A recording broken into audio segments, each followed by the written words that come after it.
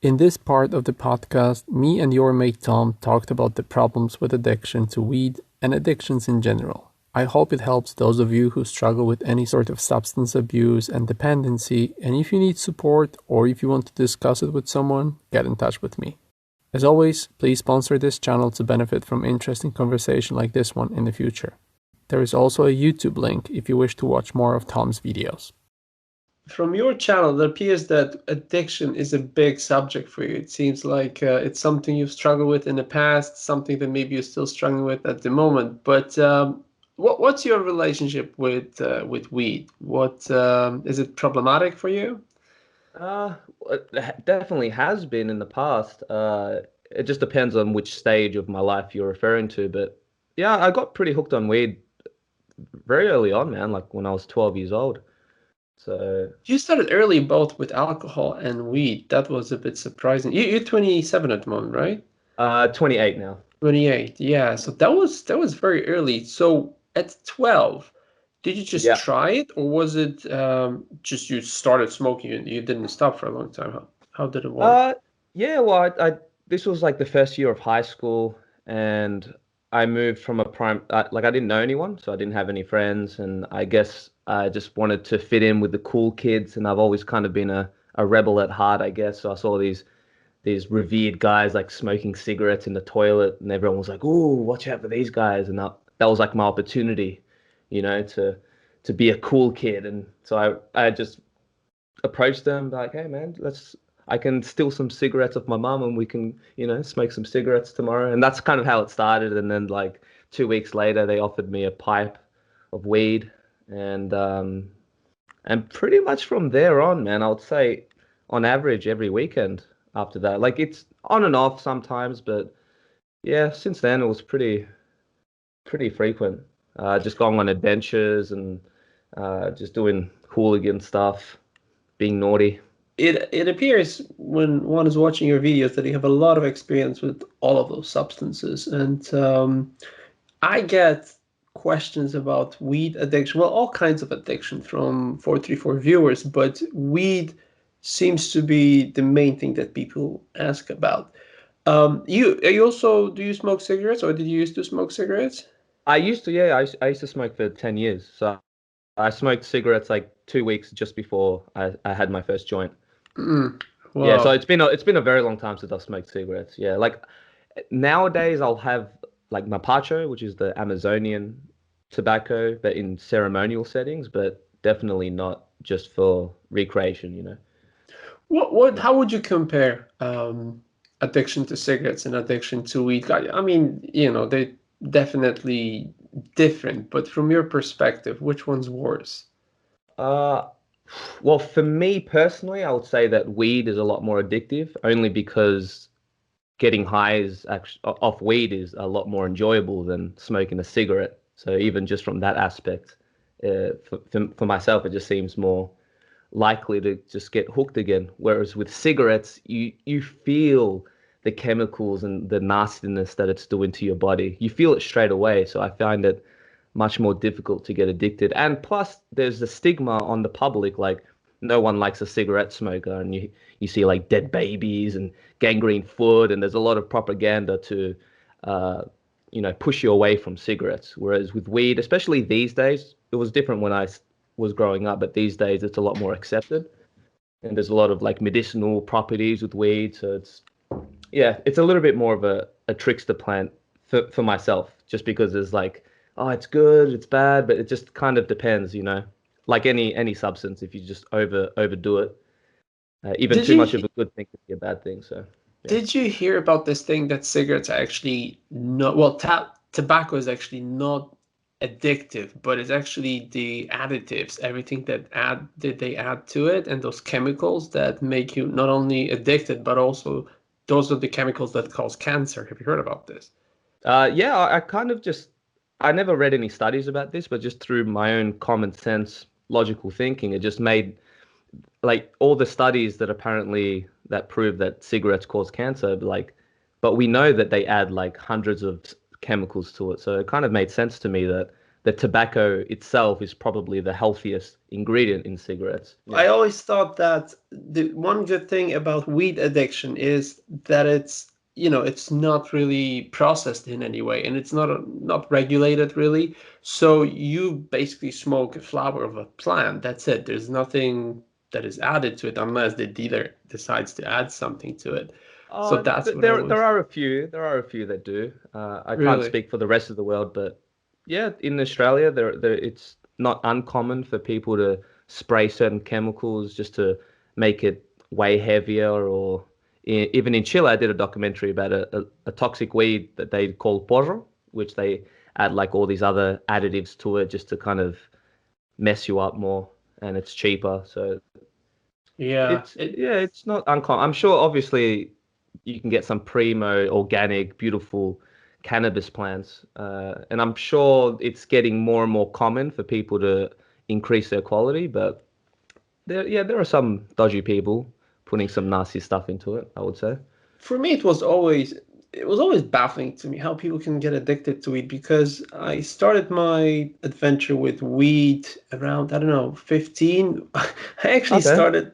started from selling weed to my friends in high school. I wasn't even a smoker at that time. I haven't had any weed experience, but I decided everybody's doing it, so I'm gonna sell it to everybody. I was actually a dealer before I was a smoker, which was super Oh, weird. really?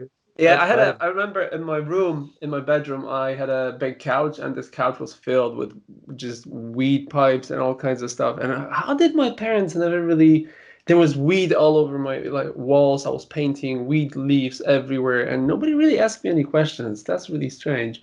But I remember smoking weed for the first time, and that was probably my first psychedelic experience because I was a DJ at that time. I was actually 16, I think, when I smoked weed for the first time. And I went to another dimension where I was a super interdimensional DJ, and it was a crazy experience because we actually, me and my friend, in my studio, and I started scratching and playing on turntables, and they were like, "You've never sounded as good as you sounded now after smoking weed." But for me, it was a crazy out of body experience. It was really strong. I absolutely loved. I was hooked immediately. I loved it. But I've been not anymore, but I used to be in just environments of people who smoke weed like they smoke cigarettes. So we would, I don't know, we would chill, we would just watch something or talk, and over 2 hours they would smoke like, I don't know, 5 joints. And for me, 2 hits is enough just to fly away. One joint would probably kill me. But these people were smoking weed as if this was nothing. Like there's absolutely no it didn't, I don't know if you build immunity to it. Yeah. Even I just remember my friends. This is when we were 14. Obviously, there's no scientific merit to this statement, but he would even say that you can smoke yourself sober to a certain point. I don't know what that means. I guess maybe because you just smoke weed all day, every day, that you getting high off weed is just your new baseline sobriety. I don't know, but yeah, I remember building a very, no pun intended, high immunity. But um, I think it was actually after I had ayahuasca for the first time. That's when my relationship with weed completely shifted, and weed became a little bit more like a psychedelic. Whereas during the ages of 12 to 21, it was just a escapist drug just to enhance my day. It was just I was very unhappy and depressed and anxious, and I got to the point where I couldn't watch movies or eat food or do any normal activity without getting high. That's what I notice. And every time I see people like that, well, first thing is what a waste of weed, because for me it's just It two is. hits. And these people smoke, I mean, pounds of weed. I always calculate like how much weed do you need a month to survive? And I'm thinking, we're talking hundreds, if not thousands of dollars. That's a lot of money for someone to actually, it's an expensive addiction. It's probably as expensive as cocaine. But it's also, it must be damaging to your lungs, because I read a study where they said that heavy weed smokers, after when they die, when they check for cancer signs in their lungs, none. They said that weed, even though it damages your lungs, it's not causing any any serious changes. Like there's no cancer in lung cells, which is very interesting because with tobacco it happens instantly. Apparently it happens immediately within a few months of you smoking tobacco. Really? Even organic tobacco without Well, any no, well, additives, that's the or thing. Yeah, see, there's very little on organic stuff, like on just I'm talking about normal cigarettes you buy at a shop. right? But Yeah. that's always my question always is, what's the difference between those cigarettes produced by corporations and just tobacco of a field? So that would be probably a good thing to look into. But no, I couldn't. Well, the good thing about me is that I cannot get addicted to anything because my body just stops telling me, You're being an idiot, stop it. We're not going to let you get addicted to it." So it's really That's good. good. It That's is good, man. very good. Congratulations. Yeah, the only thing I struggle a little bit with is sugar, but I can stop it anytime I want, even though I have cravings. But if I was to get addicted to weed, I think I would start getting annoyed by not being in reality, like not feeling normal most of the time. What I have is I occasionally get weed poisoning. So I remember overdosing on really strong skunk. That I must have been like 17, 18. And I remember tripping for 2 days. I remember my mom was asking me Oh, why. really? Yeah, she That's was asking why I'm crazy. putting towels into the fridge, and I couldn't tell her. And I remember I was stoned for 2 days, and I couldn't stop it. And at the beginning it was nice, but then I was like annoyed by it. But people who smoke weed all the time, I can imagine that they're in this state for most of the day. So that must Yeah. be annoying. Yeah, I guess it would depend on your personality because like I've always I don't want to speak in absolutes, but throughout the majority of my life I have struggled with addiction. Even with video games, for example, like I couldn't just play a video game and put it down. I had to be like the best, and just binge for 7 hours straight or obsess and research. Like I've always had that obsessive sort of drive behind me, and that's been, it's a double-edged sword because obviously when I use this obsessive nature of myself towards substances, it can lead into a destructive hell path. But if I use it towards something more productive like creativity or learning an instrument or building a business or learning how to make videos, then it can be an ally. So Yeah, just I yeah. agree. What would you say is the foundation of your addictive nature? Is it like an escape mechanism, or is it trying to what is it? How does it work? I mean, I'm speaking as someone who could never get addicted to anything. But there's a lot of people who have this problem. I'm trying to understand what the difference is between people like me and others. From your perspective, what would you say is the reason for that? Hmm. Oof. Well, who knows what the core issue is, but I would say that it's just escaping from pain, or even like time traveling back to when I was like really addicted to weed and alcohol and all these kind of stuff. It was just not being able to sit still and be present with my normal self, like because I feel like if I just sat still and didn't induce any sort of substance, then I don't know, man, just the demons would start coming up and then you'd need to just escape and have this drug that would just, oh, okay, everything's okay now. So it's like just escaping, man, escaping pain and maximizing pleasure and just Mm. kind of trying to hold on as much as you can. But of course, And the more you hold on, the more attachments you have to these things, and the demons just start really tearing your life apart. And some people notice straight away and they can just let go of their addiction, and other people need to hit rock bottom, really. And that's kind of what happened to me, uh, especially with alcohol, because I feel like alcohol, you can reach a destructive path much quicker.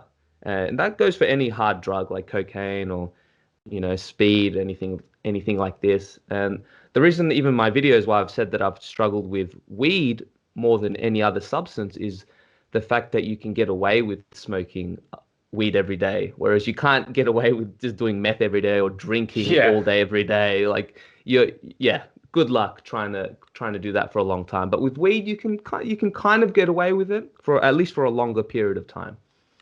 So, would you say that you got good with, having experience with all those addictions? Did you get to a point where you can say, I can beat an addiction if I need to, or are you still somewhat of a slave to your own cravings? Uh, I've learned to transmute those addictions. In this case, again, just focusing on making films or traveling or self-development, reading. So I've just moved it towards something more useful. So you would So say that finding a substitute for an addiction or for a damaging addiction is actually the way to beat something, right? yeah, yeah, there's two sides to it. There's number one, it's finding your purpose, knowing what you're here on this earth to do. I think that's very, very important to at least give you like a lighthouse, something to strive for. But also some shadow work, because sometimes we could have experienced a certain trauma that could take over our lives and that can force us to be addicted to a certain thing. So it's really self-awareness, I guess, if you wanted to sum it up in one word. But that goes Mm. for learning your purpose, but also overcoming your shadow and knowing why you're doing certain things. So, yeah. Would you say that, I mean, let's stop talking about addictions for a moment, but would you say that weed has had at any point psychedelic effect on you? I've definitely had some psychedelic experiences, especially in the earlier years. Yeah, for sure. Definitely. Right. And even certain edible experiences, but not nowhere near close to mushrooms or ayahuasca or any of the classic psychedelics. Definitely not. Like even right now, like I can go like I've been a few months without smoking weed, but even if I go right back to it, I can still smoke and I can still do normal things every day, day-to-day activities. It's not going to put me in a psychedelic odyssey. Right. And once you started doing psychedelics after your first ayahuasca or mushroom, any type of psychedelic experiences, have you noticed a different type of effect that weed has on you? Yes, it just made it more. I, I would say that ayahuasca made me more sensitive to weed, in that I just noticed that it's kind of hard to put into words, but pre-ayahuasca, I was using weed to basically just escape, just using it as another drug to make my day-to-day life a little bit more bearable. But post-ayahuasca, I started having a bit more of a respect for these plants and noticed that cannabis is not just this drug as I was raised to believe, but it was actually a very sacred plant as well, and that we modern culture has just misused it. And Right. yeah, I would say that it just made me definitely a lot more sensitive to it. So like you can just take two puffs and really go there. I found for myself that I was like that too. Yeah. Well, the for me the interesting thing was that because when I took mushrooms for the first time, I was 35. So at that point, I'd had experience with weed for almost 20 years. I wasn't a heavy smoker, just occasionally uh, Hmm. smoke a little bit to relax. But other than the first experience when I went to another dimension, just started traveling, and the weird thing was that I was getting some sort of a communication from like a stream of consciousness. I remember my friends sitting around me just listening to me with big eyes saying like, "What are you saying? Like, where's this all of this messages coming from?" I was like, "I have no idea." But once I took mushrooms for the first time and then I smoked weed, I had a full-on psychedelic contact like I did on mushrooms, and I was so surprised that there was no difference between smoking weed and taking mushrooms. Well, when I say smoking weed, Wow. there was actually one strain that I had from a friend, an unknown strain. To this day, I think it was Blue Oh, Dream, but mystery.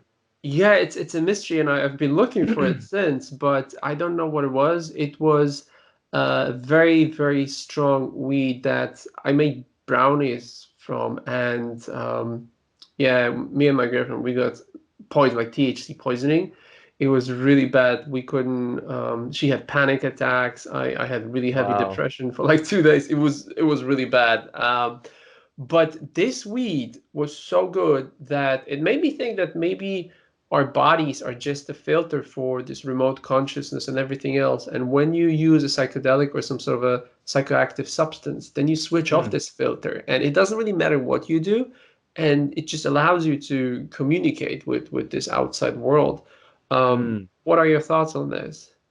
Yeah, I agree. I think that these psychedelic compounds dissolve that barrier between the conscious and the unconscious, or I'm using like Jungian terms. You can even call it the spirit world. I'd find no kind of distinction, at least experientially, but it definitely seems to open Pandora's box and give you communion with something that transcends this physical reality.